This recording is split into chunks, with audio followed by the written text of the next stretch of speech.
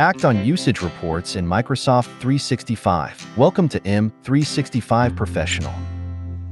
Usage reports in Microsoft 365 help you see how users are using different services across your organization. This data can help you to make changes or steer user behavior to maximize the benefits you get with Microsoft 365. In the Microsoft 365 Admin Center, select Show All, Reports, then Usage.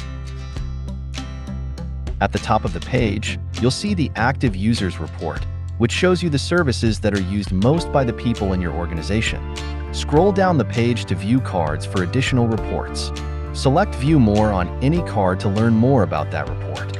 For example, on this report, we can hover over a data point to see that a significant number of users that have OneDrive accounts are not active. This could prompt you to remind your organization that OneDrive is a great resource for accessing your business files from any device. Similar actions can be taken based off of an analysis of the number of total and active files, as well as the amount of storage used. Let's look at another example. To see how users are accessing their email, locate the Email Activity card. Select View More. Then the Email App Usage tab. On the Users Report, hover over a data point to see which methods your users use the most to access their email and use filters to refine your data. By default, reports in Microsoft 365 show anonymized user information to protect the privacy of the organization's users.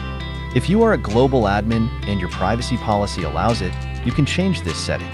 To change it, select Settings, Work Settings.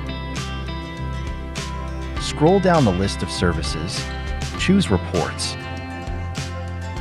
Then unselect Display Concealed User, Group, and Site Names in all reports. Reports will now display identifiable user-level data. Please note that Global Reader and Usage Summary reports, reader roles will not have access to identifiable user information regardless of the setting chosen.